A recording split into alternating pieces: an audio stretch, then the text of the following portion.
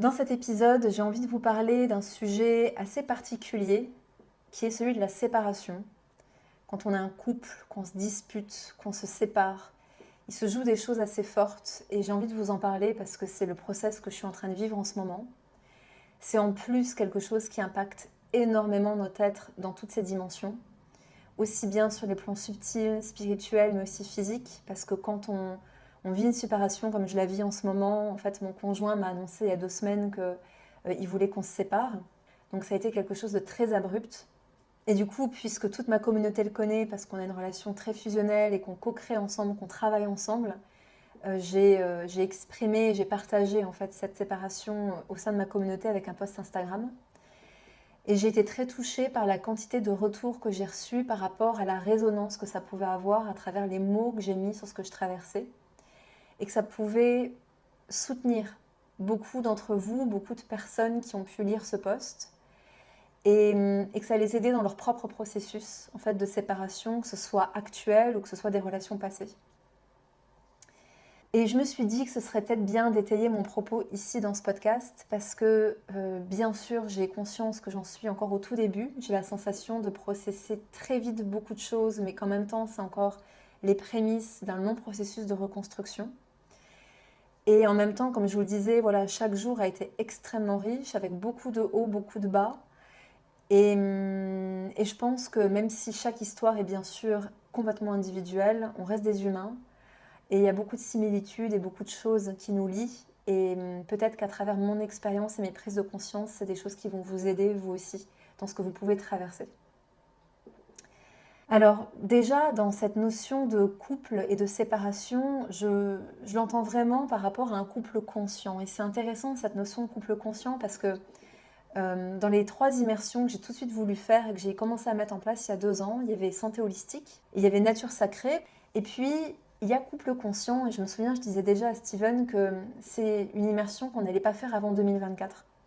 Et je sais que des fois j'ai des lubies comme ça, je sais que j'ai des dates qui me viennent, je ne sais pas pourquoi, mais aujourd'hui je sais pourquoi. Parce qu'à travers ce que je traverse, je mets quelque chose de beaucoup plus vaste encore. C'est-à-dire que même ce que je pouvais percevoir par intuition, aujourd'hui je le vis dans la chair. Et ce qui se passe, c'est que quand on vit ce genre de relation où il y a un amour fort et sincère, au début on se sent invincible. On pense qu'on est avec la bonne personne et qu'on va tout relever ensemble et tout traverser ensemble. Et puis arrivent des disputes, puis arrivent peut-être des séparations, et arrivent ces moments où on va vraiment s'envoyer de la bouse dans la tronche. Des moments où potentiellement, même si ça ne se passe pas forcément dans des cris et des vers qui cassent, ça peut quand même être dans des mots, dans des émotions, dans des tons qui sont extrêmement difficiles. Et ce qui s'est passé pour moi, c'est qu'à travers différentes méditations, à travers différentes pratiques, j'ai eu des visions extrêmement claires sur le fait que quand on est en train de se disputer, quand on est en train de se séparer, quand on s'envoie des choses où potentiellement on ne trouve pas légitime ce que nous reproche l'autre, on ne comprend pas en fait ce que nous reproche l'autre parce qu'on n'a pas la même perception de la réalité, on a notre propre prisme, eh bien on est en train de parler au champ de souffrance de l'autre. Et déjà là, il est juste important qu'on reparte sur un postulat qui est que, bien sûr que quand on est en couple et quand on choisit son partenaire, on va choisir la personne qui a même d'appuyer sur les bons boutons, qui est en résonance avec nos propres blessures, nos propres programmes, nos propres fonctionnements inconscients pour aller dire il y a ça à conscientiser, il y a ça à travailler, il y a encore ça à faire. Et ça, c'est le propre même de la relation, il est l'effet miroir des relations. Ok, si on part de ce postulat-là, on sait que l'autre vient réveiller des choses qui sont encore inconscientes. Mais malgré tout, au moment de la dispute, au moment de la séparation, on peut avoir ces moments où on ne se comprend pas et on n'arrive même pas à comprendre ce que l'autre pourrait vraiment nous reprocher, ce qui fait qu'on se comprend tellement plus qu'on se dit ok, on se sépare. Et là, je parle vraiment, non pas de mon expérience, mais plus d'une manière générale en fait. Et dans ce moment-là, peu importe ce qu'on s'envoie, ce qu'il faut comprendre, c'est qu'on connecte au champ de souffrance de l'autre. Et vous pouvez vraiment imaginer votre autre en face de vous et autour de lui ce champ de souffrance. Et dans ce champ de souffrance, il y a ses blessures, ses traumas, ses regrets, ses difficultés passées non résolues, ses programmes construits durant l'enfance et toute la conséquence que tout ça a sur ses comportements, son manque de confiance, son manque d'estime ou peut-être son excès d'orgueil, sa manière de communiquer ou de ne pas communiquer, de ne pas exprimer ses ressentis. Bref, Il y a tout ce package, en tout cas je vois tout ce package dans ce champ de souffrance. Et au moment des disputes et des séparations, c'est ces deux champs-là qui sont en train de parler. Et on pourrait même aller encore plus loin, c'est-à-dire que quand on vit des relations si fortes, aussi puissantes, et des séparations si déchirantes, c'est très certainement que sur le plan de l'âme, il se joue des choses aussi très fortes. Il peut y avoir des liens karmiques, il peut y avoir des contrats d'âme, il peut y avoir des vœux, des engagements qui ont été dits dans cette vie ou dans d'autres et qui viennent apporter une certaine pesanteur à la relation, aux âmes individuelles, mais aussi à la relation parce qu'on vient transcender ces programmes-là et le but de l'âme, c'est vraiment d'aller expérimenter, d'aller se libérer. Et quand on est connecté à ce champ de souffrance, en réalité, c'est un cadeau. C'est un cadeau parce que quand on est dans cette potentielle colère, dans cette incompréhension totale, qu'on est vraiment prêt à couper, à se dire « Ok, stop, on arrête ».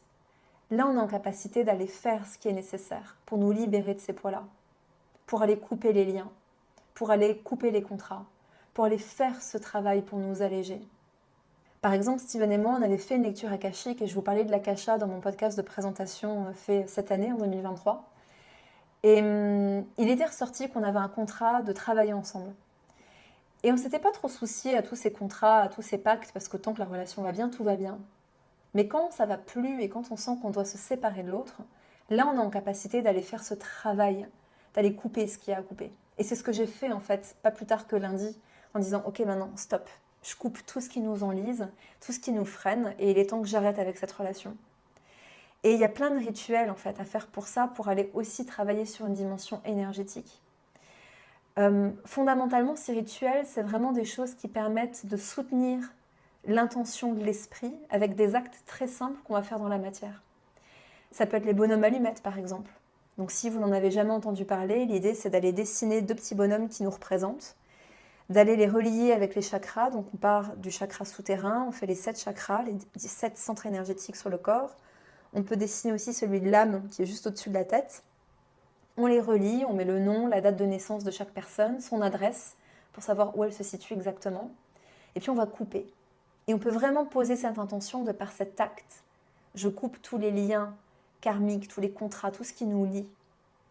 On peut écrire une lettre, ce que j'ai fait aussi, où j'ai dit tout ce que j'avais à lui dire, tous les regrets que je pouvais avoir, toutes les injustices que je pouvais ressentir et en même temps toutes les excuses que je pouvais lui présenter pour l'avoir fait souffrir sans même me rendre compte. Parce qu'encore une fois, ça ne se joue pas que au niveau du personnage, c'est tout ce champ qui agit en fait. Parce que dans ce champ-là, il y a, comme je vous le disais, tous ces liens d'âme, mais il y a aussi tout le transgénérationnel. Qu'est-ce qu'on porte dans notre famille? Qu'est-ce qu'ont vécu les hommes et les femmes de notre lignée? Qu'est-ce qu'on porte aussi par rapport à notre rapport à la relation? Il y a tout ça qui se joue. Et donc, je lui ai écrit tout ce que j'avais à lui dire et j'ai brûlé cette lettre aussi pour vraiment libérer le poids de toute cette charge émotionnelle et de tous ces mots aussi. Et ça, c'est extrêmement important parce que comme je le disais précédemment, le but premier, c'est de s'alléger. Le but premier, c'est de vraiment comprendre ce qui se joue dans la relation de manière plus globale, de manière plus holistique, encore une fois. Et ce qu'il y a de très beau aussi quand on est sur ce plan du champ de souffrance, c'est que pendant plusieurs heures, plusieurs jours, voire pendant plusieurs semaines, peut-être plusieurs mois, on va les connecter aux abysses de notre tristesse, aux abysses de notre souffrance, de notre incompréhension, peut-être de notre colère, de nos aigreurs, de nos amertumes. Et c'est tellement nécessaire, parce que plus on va connecter à ça, plus on va être en capacité de faire la place en soi, d'expulser tout ça hors de soi et de sortir beaucoup de choses qui nous appartiennent dont on n'a même pas conscience. On va pouvoir faire cet espace en nous et reconnecter à, enfin, cet espace apaisé, à plus de douceur. Et je pense que ce travail de connexion à ces abysses émotionnels, laisser traverser ces émotions partout dans notre corps pour qu'elles se libèrent, est quelque chose d'extrêmement important parce que c'est en étant dans la pleine présence de ce qui est qu'on connecte aussi à notre conscience. Et c'est en étant dans les profondeurs de ma douleur que j'ai pu entrevoir la justesse de ce qui se passait, que j'ai pu sortir de ce champ de souffrance que je percevais pour remonter. Et parfois, on remonte consciemment ou inconsciemment, mais là, je vous invite à le faire en conscience, à remonter sur le plan de l'âme et à voir l'autre à travers son champ de souffrance. Et vous dire merci. Merci parce que à travers ce qu'on a choisi de vivre ensemble, tu me permets de transcender des choses dont je n'avais pas conscience. Car c'est à travers cette souffrance, c'est à travers cette expérience qu'on a envie d'aller chercher des réponses. Et qu'on va consulter, qu'on va se faire aider, qu'on va introspecter, qu'on va prendre le temps, qu'on va tout mettre en off. Tout ce qu'on ne met jamais en off, là on le met en off parce qu'on n'y arrive de toute façon plus. Et que tout notre entourage nous dit là stop, pense à toi et fais ce qu'il y a à faire. Et ça c'est un vrai cadeau. Parce que quand on remonte sur le plan de l'âme, là on est vraiment aussi en capacité de dire je te vois au-delà de ce champ de souffrance. Je te sens et je t'aime. Parce qu'on s'est choisi mutuellement pour se renvoyer ce qu'on devait se renvoyer et mettre en lumière ce qui nous était complètement inaccessible jusque-là. Et je suis convaincue aussi que à travers cet amour qu'on s'envoie, on aide l'autre aussi dans son process, même après la séparation. C'est-à-dire qu'à partir du moment où on remonte dans ce champ au niveau de la conscience, au niveau de l'âme, on peut continuer à envoyer de l'amour à l'autre pour dire « Je sais qu'à travers cette prise de conscience, je t'aide dans ton processus de guérison et transmutation de tout ça. » Et quand on est en capacité de toucher ça, alors quand on redescend au niveau du personnage et qu'on reconnecte à ce corps, qu'on a purgé, qu'on a vidé, on est prêt à le remplir de nouveau, d'amour pour soi d'abord, avec quelque chose d'encore plus vaste, une place encore plus grande qui est faite à l'intérieur de nous pour recevoir cet amour. Et vous voyez, j'en suis émue, parce que c'est ça qui se joue, c'est que de l'amour et de la transformation qui se joue. Et ça, j'en suis convaincue, on ne l'enlèvera pas. Et je le dis malgré toutes les douleurs, et je le dis pour toutes les relations confondues. Chaque relation qu'on décide de vivre, c'est choisi sur un autre plan à la base. Et on vient travailler ce qu'il y a à travailler. Et l'idée, c'est de vraiment reprendre notre responsabilité sur ce qu'on ressent et que toutes les émotions qu'on ressent, ça vient de nous, ça vient de nos blessures, ça vient juste exalter ce qui a besoin d'être mis en lumière et d'être libéré. Et ça, c'est un vrai cadeau. Et puis, il y a quelque chose de magnifique aussi dans une séparation, c'est qu'il y a du coup, suite à tout ça, ce retour à soi, ce réalignement avec qui on est. Il y a beaucoup de choses qui m'ont aidée dans tout ce processus de transformation, que ce soit toutes les thérapies, tous les outils que j'utilise au quotidien pour vraiment prendre soin de moi. Et puis il y a aussi le Human Design. Alors c'est quelque chose que j'avais fait avant, que j'avais offert d'ailleurs à Steven, pour nous deux. Donc si vous ne connaissez pas, c'est un outil qui permet, grâce à l'astrologie et différentes techniques, d'avoir votre cartographie d'une certaine manière, d'avoir votre design, d'avoir votre profil et de voir comment est-ce que vous fonctionnez. Et je me suis rendu compte que le centre chez moi, qui est propre à l'identité, il n'était pas défini. Ce qui fait que j'ai tendance à me calibrer sur mon conjoint, qui, là en l'occurrence Steven, avait son centre de l'identité défini, pour vraiment savoir qui je suis. Donc à travers ses yeux, à travers son regard, à travers ce qu'il pensait de moi, ce qu'il pouvait me dire aussi, je savais davantage qui j'étais. Et ça a été un cadeau parce que j'ai tellement gagné confiance en moi à ses côtés. J'ai tellement été en capacité d'aller mettre en place des choses que j'aurais certainement pas osé faire jusque-là si j'avais pas eu son soutien et la confiance qu'il m'a apporté. Mais le revers de la médaille de ça, c'est que je peux avoir tendance du coup à me désaligner de qui je suis vraiment parce que je me cale sur l'autre. Et ça, je l'ai énormément ressenti suite à cette séparation. C'est-à-dire que j'ai pu voir à quel point il y avait déjà une justesse profonde dans ce qui se jouait. J'ai pu sentir comme ma colonne à l'intérieur de mon corps se réaligner. J'ai senti pendant au moins 10 jours comme si ma colonne, elle se remettait plus droite. Je sentais cet alignement se refaire en moi. J'ai pu réaliser aussi que tout ce qui m'était montré au début de la relation et qui m'avertissait déjà sur les causes probables de ce qui allait générer des disputes, des écarts, des déséquilibres entre nous, était là. Et que je les ai niés au départ parce que je les écoutais pas suffisamment. Et en fait, à travers cette séparation et à travers ce que j'ai traversé, c'est comme si tout d'un coup, toutes ces images, tous ces ressentis, toutes ces intuitions me revenaient de manière beaucoup plus claire et qu'aujourd'hui, c'est comme si c'était, ah oui, c'est impossible désormais que je puisse nier ce genre de prise de conscience. C'est impossible maintenant que quand je sente cette fréquence, quand je vois une image avec cette clarté, quand je sens ce type d'énergie en moi, c'est que c'est juste. Et ça m'a vraiment redonné un pouvoir incroyable par rapport à ça. J'ai compris aussi de manière générale que l'excès de compromis d'un côté comme de l'autre, c'est jamais bon. C'est jamais bon. Parce que ça génère de la frustration. Et si potentiellement on se retrouve face à quelqu'un qui n'exprime pas sa frustration, tôt ou tard ça nous pète à la gueule. Et puis j'ai accepté qu'il est nécessaire de laisser partir une personne qui nous aime pas comme on le voudrait, pour se choisir soi avant tout. Que tout ce qui est juste reste. Et que la vérité, c'est que c'est pas l'amour qui fait mal, c'est l'attachement, cette sensation de posséder cet amour. Et c'est bien sûr très facile à dire et très difficile à faire parce que on pourrait se dire, ok, à l'avenir, je vais laisser les âmes se connecter, mais pas m'y attacher, pas m'y agripper. Mais on reste humain. On reste humain et l'idée, encore une fois, c'est de mettre de la conscience sur ça, de chérir chaque relation qu'on vit chaque jour. Et c'est peut-être le regret que j'ai aujourd'hui. J'aurais aimé chérir encore plus chaque instant que j'ai passé avec lui.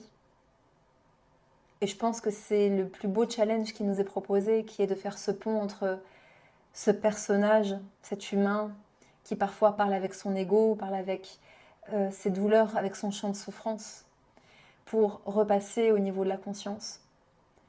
Et encore, moi, pas plus tard qu'hier, bien sûr, j'étais encore dans mon amertume, dans ma colère. Et il y a des moments où quand je vais parler à mon ex-conjoint, c'est ça qui sort.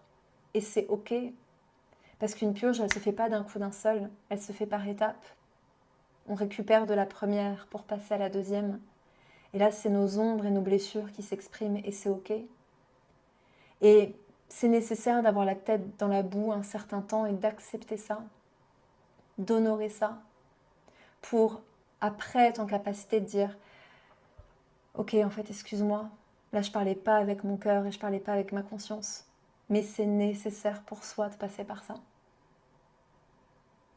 Et puis je pense que c'est dans ces moments où on a la tête dans la boue qu'on arrive aussi à voir sur quoi on a cédé, qu'on n'aurait pas dû céder, là où on ne s'est pas complètement respecté, là où on a peut-être trop donné. Parce que là aussi l'idée c'est de grandir par rapport à ça et de comprendre que ça, certainement dans d'autres vies, vous l'avez déjà tellement vécu. Et que pour votre âme et votre conscience, c'est un no-go. C'est stop. Plus jamais. C'est plus j'aime l'autre au détriment de moi. Et c'est pourquoi ce retour à soi et ce réalignement, il est fondamental. Parce qu'une relation, elle nous transforme, parce qu'on vit beaucoup de choses. Mais parfois, on peut s'y perdre aussi. Alors on peut aimer, on peut connecter, mais jamais au sacrifice de soi-même. C'est pourquoi, pour moi, la séparation, c'est vraiment une opportunité hors pair de comprendre avec plus de détails, plus de justesse, plus de profondeur. Et elle peut être un catalyseur d'une croissance spirituelle hors norme. Hors norme. Parce que pour ma part, j'ai jamais autant appris sur moi et je n'ai jamais autant ouvert mon champ de conscience qu'en 2 semaines depuis cette séparation. Jamais. Et c'est pourquoi aujourd'hui je dis haut et fort que cette expérience est la plus douloureuse, la plus difficile, la plus abrupte, mais en même temps la plus transcendantale et celle pour laquelle j'ai le plus de gratitude de toute ma vie. Et ce qui est fou, c'est que même sur le plan professionnel, j'ai eu des prises de conscience, j'ai eu des visions très claires sur des choses que j'avais à partager, des choses que je voulais vous partager. J'ai vu aussi à quel point je me sacrifie pour ma mission, je me sacrifie pour mon travail, pour mon équipe, pour les deadlines, et que c'est plus OK. Et que justement, en reconnectant profondément à ma conscience, Je voyais à quel point il était nécessaire que je change ça. J'ai vu que la chose la plus importante que j'ai à faire, c'est de vivre ma vie avec le plus de conscience possible pour vous partager les enseignements que j'en tire. Point. Tout le reste, c'est du bonus.